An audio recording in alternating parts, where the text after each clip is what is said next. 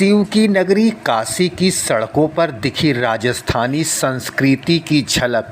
रथों पर सवार मां गणगौर व भगवान विघ्न विनायक की प्राचीन प्रतिमाएं, बग्घी पर सवार महादेव व माता पार्वती के स्वरूप, राजस्थानी पोशाक में महिलाएं, पगड़ी बांधे पुरुष, शहनाई की धुन बीच में गूंजते जयकारे।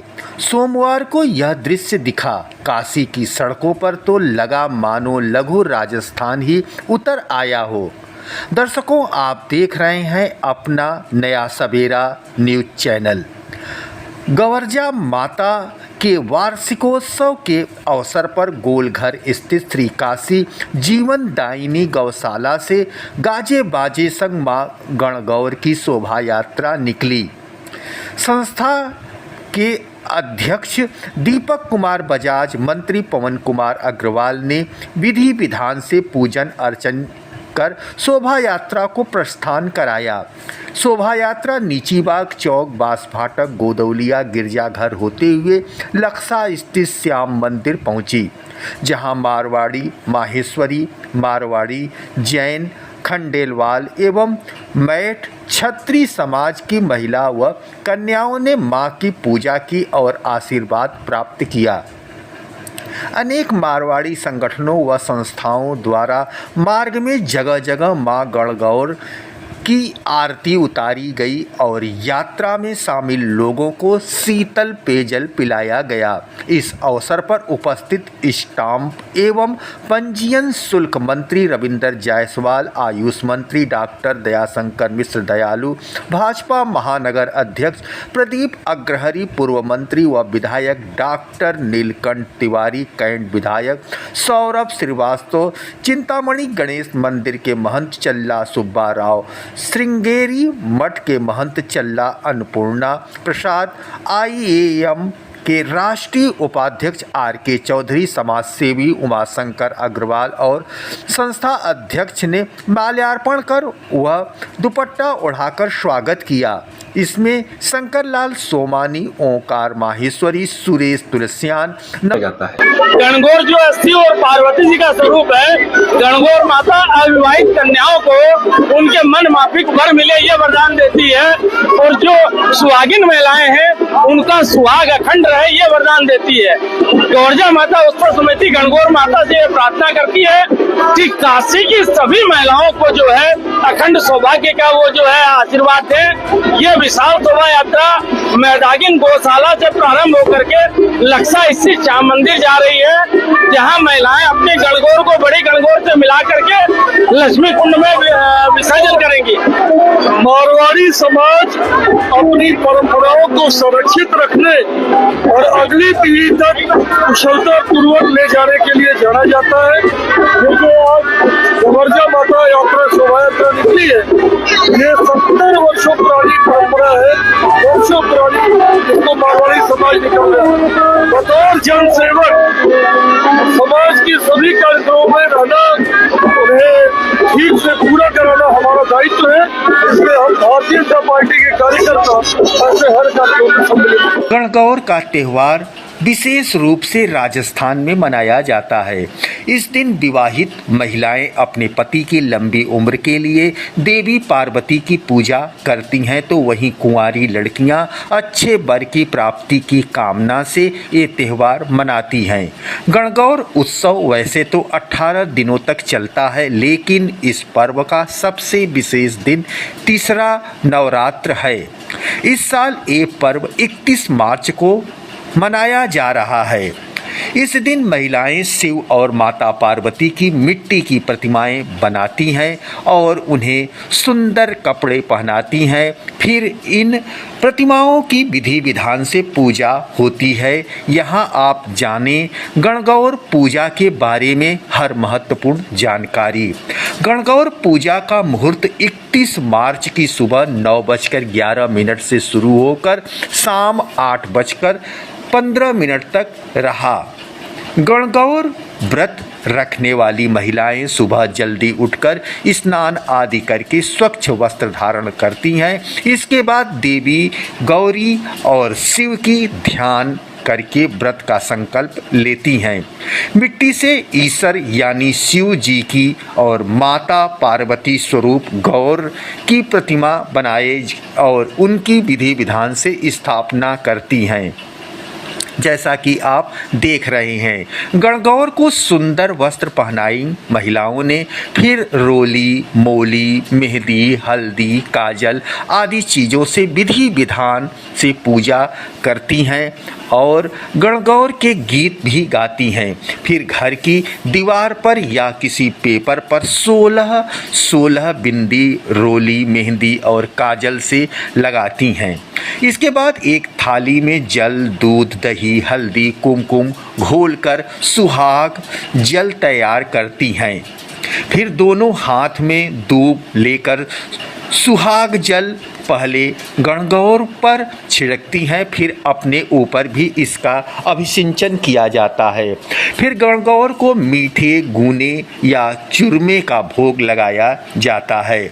पूजा के समय गणगौर की कथा भी जरूर सुनती हैं। फिर शाम को शुभ मुहूर्त में गणगौर को पानी पिलाने की परंपरा निभाई जाती है। इसके बाद किसी पवित्र सरोवर या कुंड में गणगौर की प्रतिमा का विसर्जन कर दिया जाता है। आज वाराणसी शहर में माता गंगा उत्तरवाहिनी गंगा माता के तट पर यह कार्यक्रम विधि विधान से संपन्न हुआ। जांग के अनुसार हर साल चैत माह के शुक्ल पक्ष की तृतीया तिथि को गणगौर का व्रत रखा जाता है। इस दिन सुहागिन महिलाएं भगवान शिव और मां पार्वती की पूजा अर्चना करती हैं। यहाँ आप देख रहे हैं पूजा विधि, शुभ मुहूर्त, महत्व और आरती के बारे में हम आपको बता रहे हैं। गणगौर पूजा का विशेष महत्व हमारे सनातन धर्म में मनाया जाता है। मुख्य रूप से इस पर्व को ज़्यादातर राजस्थान, मध्य प्रदेश, गुजरात सहित आदि राज्यों में धूमधाम से मनाया जाता है। यह व्रत विशेष रूप से सुहागिन महिलाएं अपने पति की लंबी उम्र और सुखी जीवन के लिए रखती हैं। इस दिन विवाहित महिलाएं देवी पार्वती और भगवान शिव की पूजा अर्चना करती हैं। पंचांग के अनुसार हर साल चैत माह के शुक्ल पक्ष की तृतीया तिथि को गणगौर का पर्व मनाया जाता है।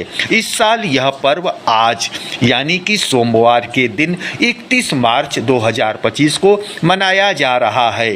ऐसे में गणगौर व्रत की पूजा विधि, शुभ मुहूर्त, महत्व, मंत्र और आरती के बारे में आप लोग तो जानती ही हैं, माताएं, बहनें, बेटियां, लेकिन फिर भी हम आपको बता रहे हैं। हिंदू पंचांग के अनुसार गणगौर पूजा का शुभ मुहूर्त 31 मार्च की सुबह 9:11 से शुरू होकर शाम 8 बजे तक रहा। इस दिन सुबह सुबह महिलाएं स्नान आदि करके नए वस्त्र को धारण करके फिर वे मिट्टी या लकड़ी के गौरी शंकर की मूर्ति बनाकर उनका सुंदर श्रृंगार करती हैं। पूजा के दौरान हाथ में दूबा और जल लेकर देवी गौरी को अर्पित किया जाता है। फिर देवी गौरी को 16 श्रृंगार की चीज़ें चढ़ाई जाती हैं। इसके अलावा चंदन, अक्षत, रोली, कुमकुम और दुर्बा चढ़ाकर माता की पूजा की जाती है, जैसा कि माताएं, बहनें, बेटियां कर रही हैं। भगवान शिव और माता गौरा के सामने धूप दीप जलाई जाती हैं। उन्हें चूरमे का भोग लगाया जाता है। एक थाली में चांदी का सिक्का, सुपारी, पान, दूध, दही, गंगा जल, हल्दी, कुमकुम और दुर्बा रखकर विशेष जल तैयार करती हैं। इस जल को पहले भगवान शिव और माता पार्वती पर छिड़कने के बाद घर के सदस्यों को इस जल से आशीर्वाद दिया जाता है, यानी उनके ऊपर इसका छिड़काव किया जाता है। इस दिन विवाहित महिलाएं अपनी पति की लंबी उम्र की प्रार्थना माता से करती हैं, जबकि कुंवारी लड़कियां अच्छे वर के लिए मां गौरा से मन्नत मांगती हैं। इस पूजा का समापन गणगौर माता की मूर्ति के विसर्जन के साथ किया जाता है। गंगौर व्रत को सौभाग्य, सुख, समृद्धि और पारिवारिक खुशहाली का प्रतीक माना जाता है। कहा जाता है कि इस व्रत को करने से विवाहित महिलाओं को अखंड सौभाग्य का आशीर्वाद माताजी से मिलता है और उनके पति की उम्र लंबी होती है। वहीं कुंवारी कन्याओं को योग्य और अच्छा वर मिलने का आशीर्वाद माताजी से प्राप्त होता है। यह त्यौहार शिव पार्वती के प्रेम और विवाह का प्रतीक भी माना जाता है, इसलिए इसे पूरे श्रद्धा और भक्ति के साथ मनाया जाता है। गौर पूजा का त्यौहार महिलाओं के लिए बेहद खास होता है। कहा जाता है कि जो महिला सच्चे मन से इस दिन व्रत रखकर शिव और माता पार्वती जी का विधि विधान से पूजन करती हैं, उनके सुहाग को लंबी आयु की प्राप्ति होती है। साथ ही उनके वैवाहिक जीवन में भी सदैव खुशियां बनी रहती हैं।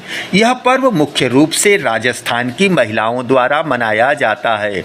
इस पर्व की कहानी भगवान शिव और माता पार्वती जी से जुड़ी हुई है। समय की बात है, भगवान शंकर माता पार्वती और नारद जी के साथ भ्रमण हेतु चल दिए। वे चलते चलते चैत शुक्ल तृतीया को एक गांव में जा पहुँचे।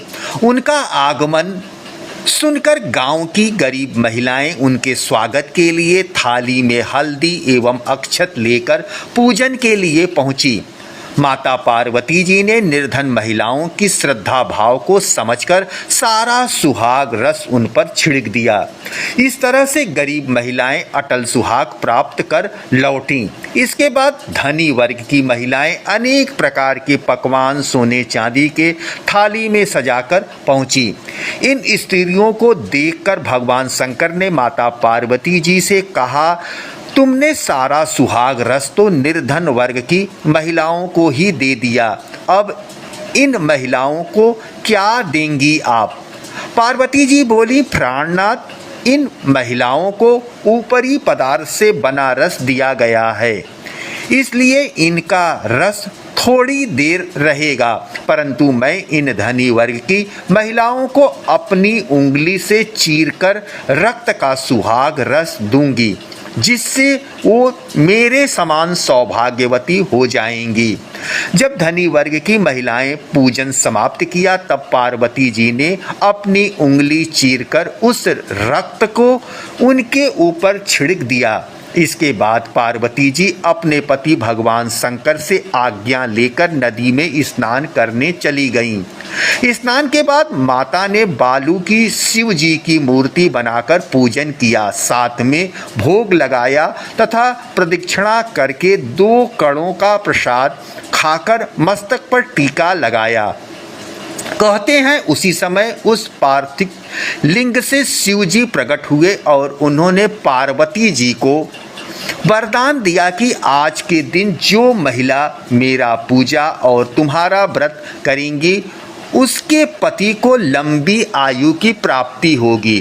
पूजन करते करते पार्वती जी को काफ़ी समय लग गया। पार्वती जी जब नदी के तट से चलकर उस स्थान पर आईं जहां भगवान शंकर व नारद जी को छोड़कर गई थीं, तब शिव जी ने विलंब से आने का कारण पूछा तो माता पार्वती जी बोली, मेरे भाई भावच नदी किनारे मिल गए थे, उन्होंने मुझसे दूध भात खाने और ठहरने का आग्रह किया, इसी कारण से देर हो गया।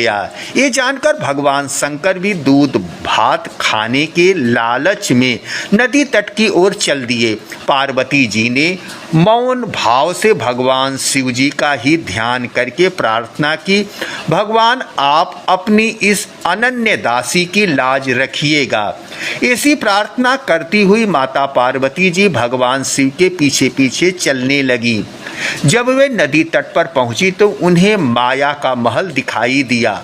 महल के अंदर शिव जी के साले तथा सलहज के शिव जी और माता पार्वती जी का स्वागत किया। माता पार्वती और शिव जी वहाँ 2 दिन रहे। तीसरे दिन पार्वती जी ने शिव जी से चलने के लिए कहा तो भगवान शिव चलने को तैयार नहीं हुए। तब पार्वती जी रूठकर अकेली ही चल दी। ऐसी स्थिति में भगवान शिव को भी पार्वती के साथ चलना पड़ा। साथ में नारद जी भी चल दिए। चलते चलते भगवान शंकर बोले, मैं तुम्हारे मायके में अपनी एक माला भूल आया हूँ। माला लाने के लिए भगवान शंकर ने नारद जी को भेजा। वहाँ पहुँचने पर नारद जी को कोई महल नहीं दिखाई दिया।